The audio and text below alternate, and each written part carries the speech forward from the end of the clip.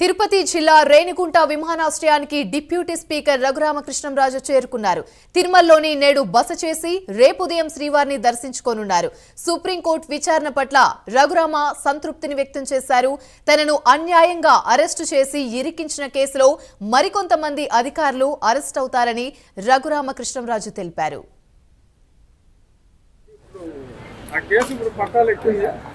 నిన్నాళ్ళు సర్దోతగా ఉంది. నిన్నటితో పట్టాలు ఎక్కింది. త్వరలో దానికి పరిష్కారం వస్తుంది. ఇది పాల్గారి వెనక ఎవరున్నారు, ఎవరు చెప్పారు, ఎందుకు చేశారు అనేది త్వరలో డెఫినెట్గా తేలుతుంది.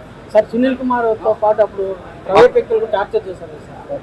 వాళ్ళ పరిస్థితి వాళ్ళు కొంతమంది టీడీపీలో ఉన్నారు. సునీల్ కుమార్కి కొందరు అనుచరులు ఉన్నారు, కలెక్షన్ ఏజెంట్స్ ఉన్నారు.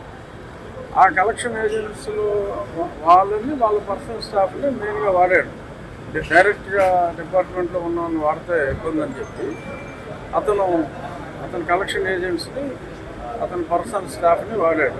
అన్నీ బయట కొంతమంది గౌరీ శంకర్ అలాగే నిన్న సోషల్ మీడియాలో చూసా కొన్ని పేర్లు. మరి అది ఎంతవరకు వాళ్ళు ఉన్నారు అనేది అది పోలీస్ ఇన్వెస్టిగేషన్లో తేలాలి. బట్ అంతా స్పష్టంగా రిమాండ్ రిపోర్ట్లో ఉంది కదా. నేను గతంలో ఏదైతే చెప్పానో అన్నీ కూడా ఆ డాక్టర్ సాక్ష్యాలు చెప్పినట్టు నిన్న రిమాండ్ రిపోర్ట్లో ఉంది.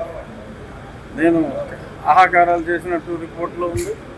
ముఖానికి కర్చీపులు కట్టుకుని వీళ్ళు ఎదురుగుండానే పైకి వెళ్ళినట్టు ఉంది. సో అన్నీ కూడా అందరూ కూడా 164 స్టేట్మెంట్లు చాలా వరకు కూడా అయిపోయినట్టుగానే అందులో నిన్న రిమాండ్ రిపోర్ట్లో చూసాం.